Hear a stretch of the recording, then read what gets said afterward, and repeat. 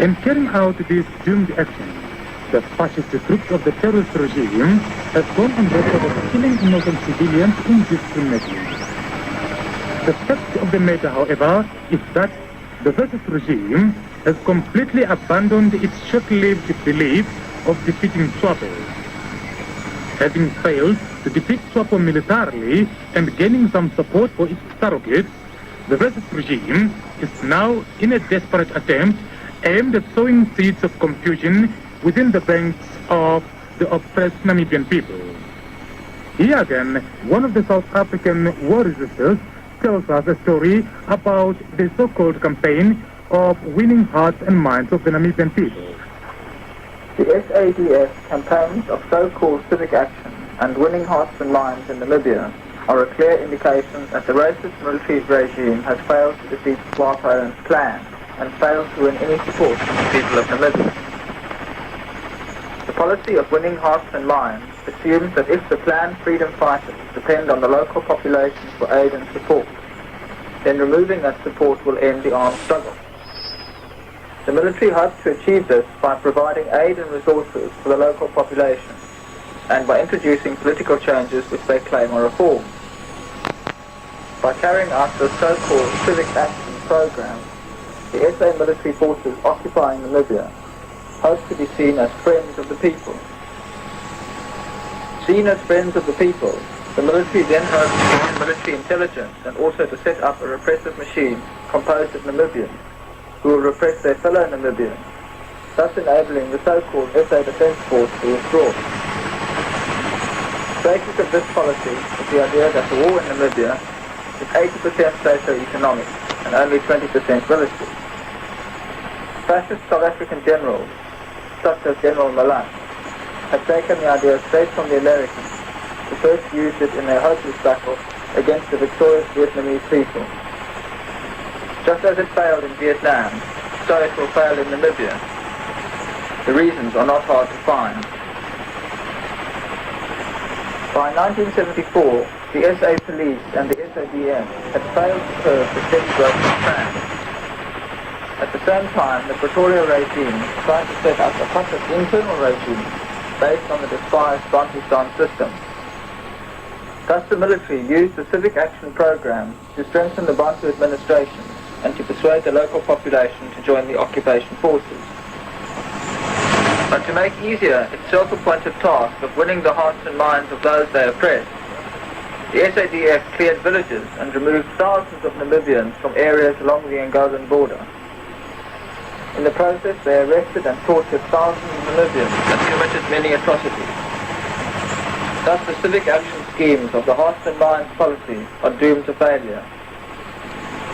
Very few Namibians are fooled by the cynical efforts of the military to gain their confidence and cooperation. And those who do believe them for a while soon experience the military's terrorist tactics at first hand. Even where the situation plays straight into its hands, the SADF and SWAPO make no attempt to win the hearts and minds. Oshakati and Ndangwa are the two main settlements in the Ovambo war area. Conditions are ideal for the army to work with and for the local population. Instead, sprawling and disease-ridden slums surround heavily defended and fortified garrison towns. The local population has no sanitation facilities, no running water, and no health service. Last year there was an outbreak of bubonic plague, which killed over 500 people. All that the SADF did was to distribute rat poison, stopping disease-carrying rats from entering the army bases. The civic action program is a lie and a failure, and the occupation forces have failed to win the hearts and minds of Namibians. The overwhelming majority of groups support SWAPO. Every attempt to set up an internal settlement without SWAPO or in opposition to SWAPO has failed. South African and other foreign companies continue to plunder Namibia's natural resources while exploiting Namibian workers even more than their South African counterparts. Even the white population is becoming depressed and demoralized by the years of war and economic collapse in Namibia. The SADF Generals are now hoping that it is not too late to implement some of the civic action strategies in South Africa. A number of civic action projects are underway in both rural and urban areas in South Africa. Civic action in rural areas, as in Namibia, involves mainly the secondment of SADF personnel to the Bantustan administration, while urban civic action personnel are engaged in a variety of activities aimed at improving the image of the SADF, preparing the ground for black conscription, and carrying out propaganda and military intelligence plans.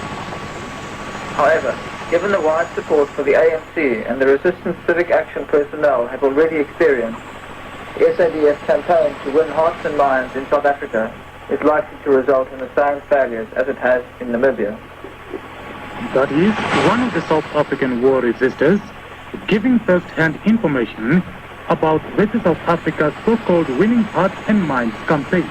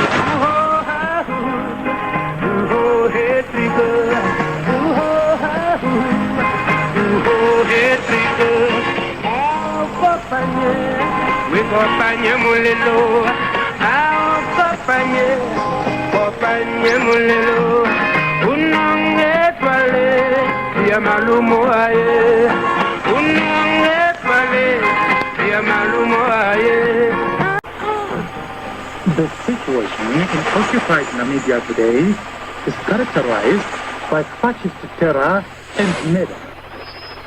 Namibian women have of recent become targeted victims of the uncultured mercenaries and terrorist South African forces. Killing and vetting has become the order of the day. One of the South African war resistors gives us a few examples regarding the sufferings of Namibian women at the hands of the fascist troops. In the last decade, we have witnessed the increasing militarization of the apartheid state, escalating into open acts of war against the sovereign states of the People's Republic of Angola, the continued brutal occupation of Namibia, despite world condemnation, and commando raids on Mozambique and Lesotho. Today, many areas of southern Africa are ravaged by a war planned and executed by Pretoria's army and its puppets UNITA, the MNR, and the LLA. This war affects the lives of all the people of southern Africa, but the disruption of community life puts a particular burden on women, who often have to provide for themselves and their children solely by their own efforts. The reality of life in Namibia is that of a country under illegal and brutal occupation. 8% of the Namibian population live under martial law. The South African military occupation brings with it daily acts of brutal atrocities and rape. In June 1983, after the case of a 62-year-old woman raped by 4 South-West African Territorial Force soldiers, a South African advocate admitted that rape charges now account for 42% of cases in the Supreme Court. These are just a few examples. In June 1980, an 80-year-old woman was raped by a 20-year-old racist South African soldier and had to be hospitalized for profuse bleeding. At his trial, the soldier pleaded innocence on the grounds that the woman had consented, but after his acquittal, he admitted to a torture process that he was allowed to escape punishment. A 16-year-old schoolgirl was raped by 2 soldiers on military duty at Patimo Malilo in December 1981. The soldiers were sentenced to an effective 2 years imprisonment.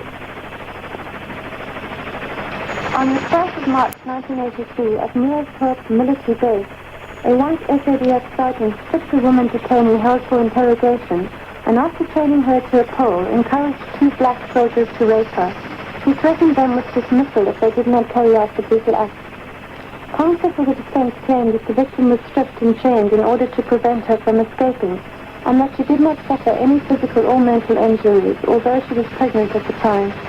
The sergeant was convicted of indecent assault. and all 3 soldiers were jailed for 2 years each.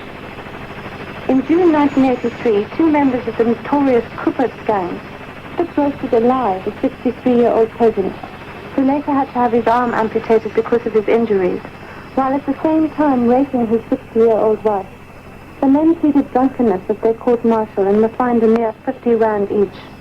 These cases give an indication of the widespread violence and rape perpetrated by the occupation forces in Namibia. But for each case brought to trial, there are large numbers which go unreported. Justice cannot be done in a society where the victims are scared to report acts of brutality for fear of reprisals and loss of self-respect, especially in cases of rape.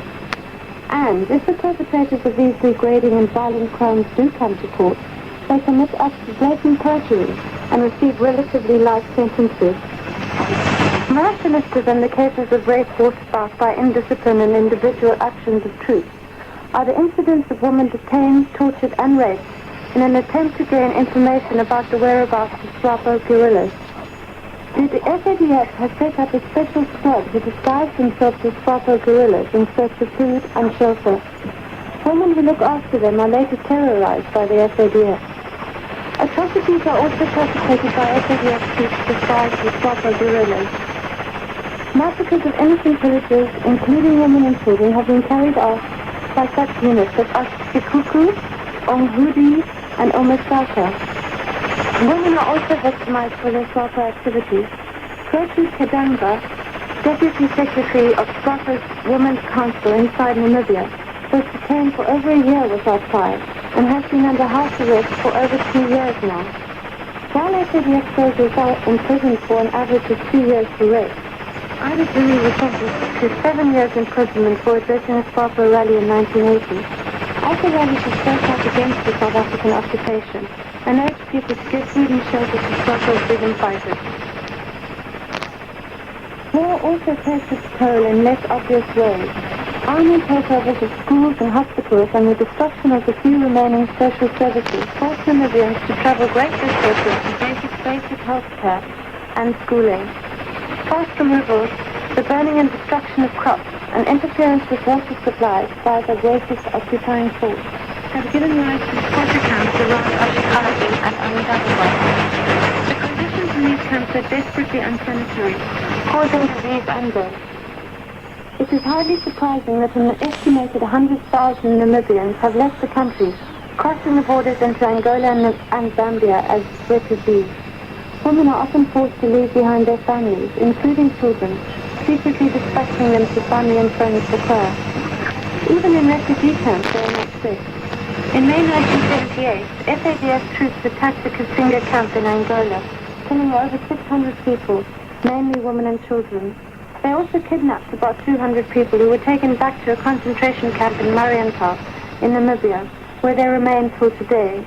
They have had no charges brought against them and refused access to lawyers or families. Angolan and Mozambican women have also had to face an enormous burden of aggression by the SADF and its proxy forces, UNITA in Angola and the MNR in Mozambique. In Angola alone, there are about 160,000 displaced persons as a result of the repeated South African invasions and occupations. Roving bands of UNITA bandits destroy crops and essential supplies like medicine. There are many reports of rape and related atrocities perpetrated by both SADF and UNITA forces. UNITA forcibly kidnaps young women who are then subjected to the indignity of having to live with the bandits as their wives. In one case, a 10-year-old girl was kidnapped and forced to live with a UNITA chief as his wife. She was kept nude at all times to prevent her from escaping. In another case, a married woman was kidnapped by the bandits. When her husband found out, he joined the band secretly so that he could later attempt to free her. He was discovered and skinned alive. Similar methods are employed by the SADF-backed MNR bandits in Mozambique. Women have also had their ears, noses and breasts cut off to instill fear. Both Mozambique and Angola have had to redirect vital funds to help defend their sovereignty. Therefore, desperately needed social service and reconstruction programs have been severely set back. Projects vital to the emancipation of women, like overcoming illiteracy, have been severely hampered. Women Thousands of African refugees in Lesotho, Mozambique and Swaziland have also died at the hands of SADF commando raids. Zimbabwean women are also beginning to suffer from the terror tactics of the SADF. There have been frequent reports over the past months of South African soldiers crossing the border of the Limpopo River and intimidating women washing or fetching water. Inside South Africa itself, although women are not yet exposed to the full force of SADF aggression, black women have always suffered even more than their men spoke under apartheid. And the all-pervading militarism of South African society is causing further hardships. In 1983, a young black girl was gunned down by 4 Nashville servicemen. In Soweto, soldiers from nearby Lens military camp carried out 2 raids on the township, smashing cars, abducting people, and forcing a pregnant woman, a 50-year-old woman, and others to have sex for the entertainment of the soldiers. In Cape Town, women in Scotland have played a leading role in resisting the police attempts to abolish their homes. Last year, police started using armored military vehicles in their operations, surrounding the camps with barbed wire and clearing the settlements with armored personnel carriers and tear gas machines. White South African women, although cushioned by privilege, are also affected by the developing war situation. There have been many letters to local papers expressing concern about the welfare of husbands and young such as the SADF. Many women are also concerned at the lack of information given them when they are informed of the death or injury of one of their men. One of the South African war researchers giving examples regarding the sufferings of women at the hands of the fascist troops. And on that note, we conclude this week's edition of Sunday Special, a weekly program which comes to every Sunday evening in which we present views, comments and statements by prominent personalities from all over the world on the Namibian independence issue in particular and the liberation struggle in Southern Africa in general. Until next Sunday again, this is Charles Mujita saying good night.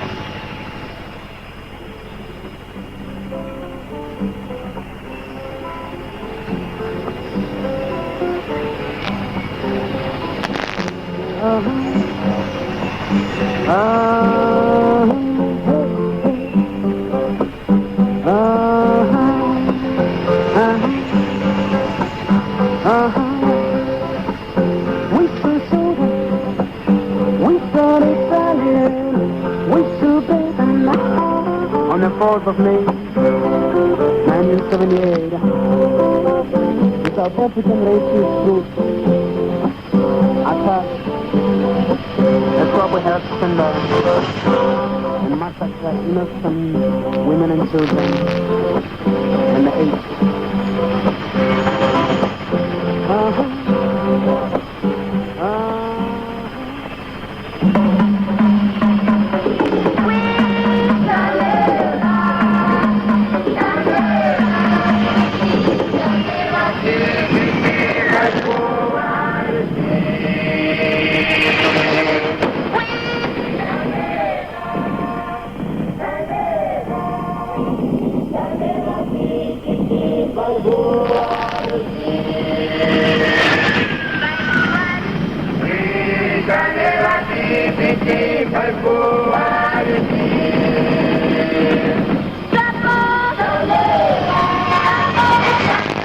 You have been tuned to the Voice of Namibia 30-minute program, transmitted from the external service of Radio Voice of Revolutionary Ethiopia.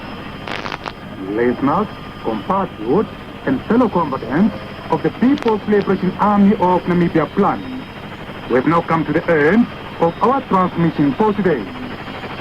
Tune in again tomorrow at the same time and on the same frequency. This has been your fellow combatant in the national liberation struggle, Charles Mupitam, on behalf of my colleagues, saying everything and every effort to the struggle, all for final victory. Until then, good night.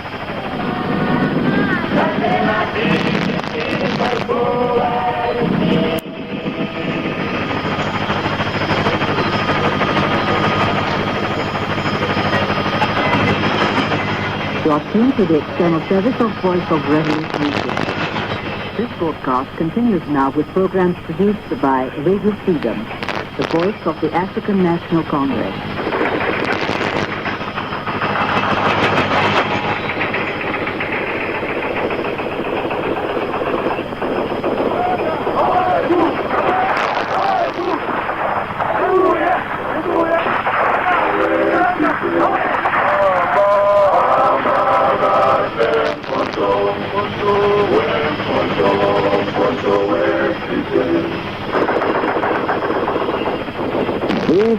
is Radio Freedom, the voice of the African National Congress, South Africa's time-tested revolutionary movement, born of the people into the front line, to spearhead the people's struggle for the seizure of power from the oppressors, a product of the battles of the African continent for liberation.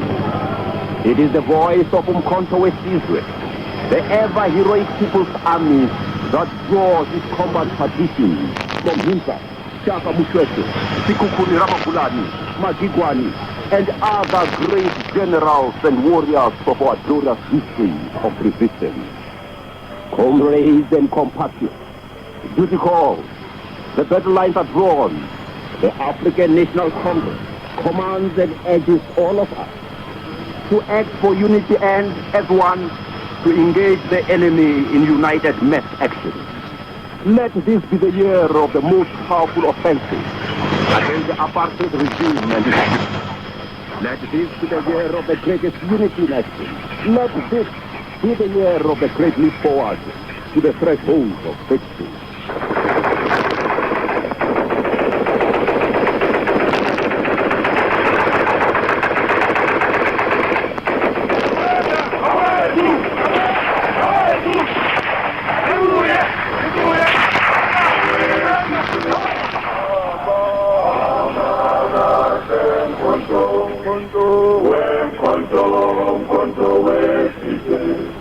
Comrades, fellow countrymen, dear friends and listeners, in the name of the South African Revolution, we greet you all. Conveying combat and revolutionary greetings to you on this evening of the 5th of August, indeed the year of the women, is yours in the struggle, Putin Balosi. We are calling the people of South Africa daily from the external service of Voice of Revolutionary Ethiopia on shortwave 31 meter bands, 9595 kHz, from 9:30 to 10 p.m. South African time, or 19:30 to 20 hours GMT. In our program tonight, we shall present to you a message from the President of the African National Congress, Comrade Oliver Tambo, on the burning issues of our time. But first, here is a special message.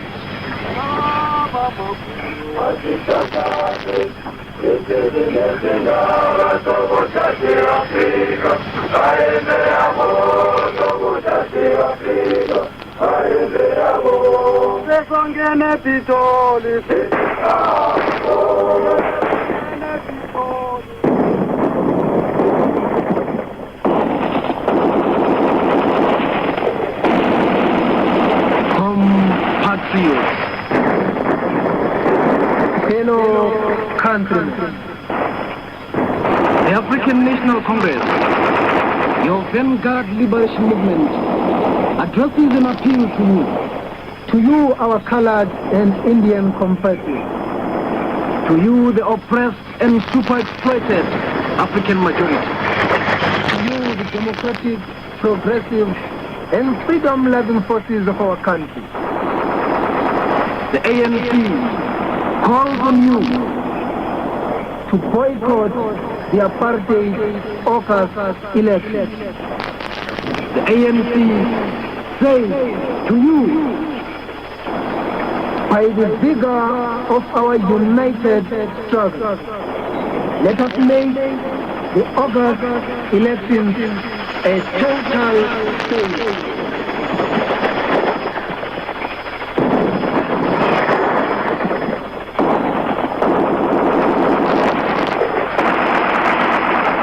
ANC calls on you, our colored and Indian compatriots, to refuse to join the term apartheid system, to refuse to be headed into apartheid falling foot like cattle into abattoirs.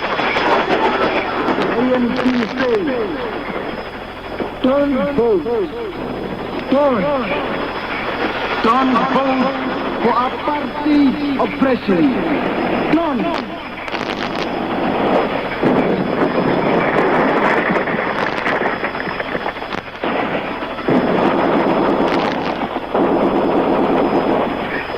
The ANC says, if you vote You will be voting for perpetuating the apartheid system. If you vote, you will be voting for continued domination of the black people by the white minority. If you vote, you will be offering your sons and yourselves as cannon fodder for the apartheid army of oppression and destabilization. You vote. You will be selling your own birthright and your future for a mess of potter. If you vote, you will be helping the enemy to plant among us the seeds of disunity and prolonged bitterness.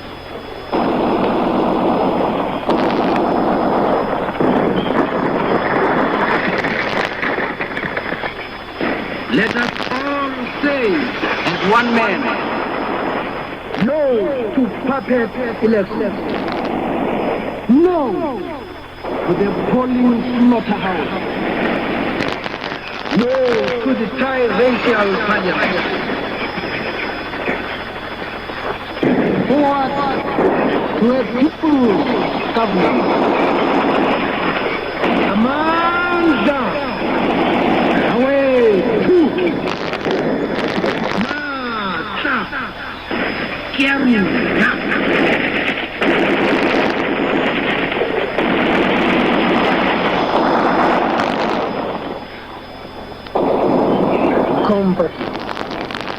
Our liberation offensive is currently faced with a number of formidable tasks, which will take our struggle to higher and higher levels.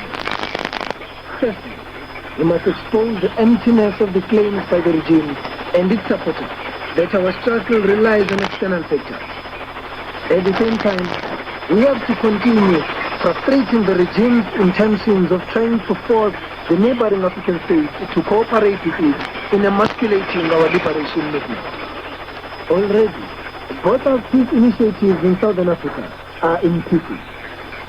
The announcement last Monday by the Lesotho's Information Minister Desmond Tutu that the racist regime is holding back its weapons at Itaba with the aim of forcing Lesotho to enter into a so-called non-aggression pact with Pretoria testifies to the fact that the racists are now finding themselves in a very desperate situation.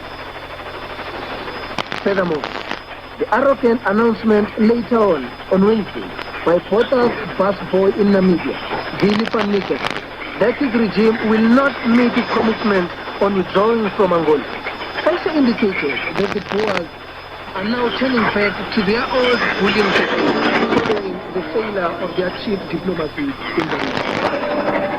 For Mr. the president of the African National Congress, Comrade Oliver Tambo, elaborated on these matters in this way. The last 10 years have seen our struggle rise to levels which seriously threaten the survival of the apartheid system and frighten the enemy into unprecedented acts of desperation. During the last 3 years, in particular, that desperation found expression in armed invasions, raids and massacres, in the use of armed bandits to cause destruction, devastation and destabilization throughout Southern Africa, and in numerous assassinations and brutal torture of ANC activists and other opponents of the apartheid regime. In the past 3 months, the Botha regime has tried to recruit the neighboring African independent states into a fascist campaign aimed at the destruction of the ANC and the liberation struggle in South Africa. The Pretoria regime will be holding elections for the so-called colored and Indian sections of the black people of our country to establish the other 2 chambers of its tricameral parliament. These dangerous enemy moves are the product of our strength. They evidence the rising tempo of the conflict between the forces fighting for freedom, democracy and peace, and those who defend white minority domination and exploitation.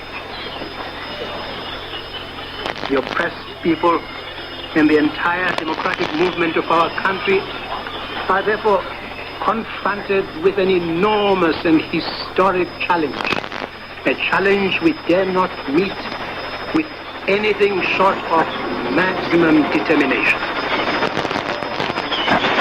Our task is twofold. First, we must, in action and with our united strength, give a lie to the notion that the nature, the progress, and the victory of our struggle depends on the absence of a cause or facts. It is our turn to do for ourselves and humanity what others have done for themselves and us. We must liberate our country and make it independent and sovereign for all its people, for Southern Africa and our continent, for world peace.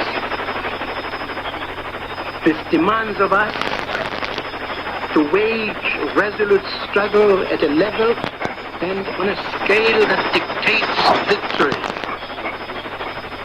The intensity of that struggle will demonstrate that the white minority regime cannot save itself by terrorizing, blackmailing and bullying African independent and sovereign states into becoming extensions of Pretoria's defense and security system.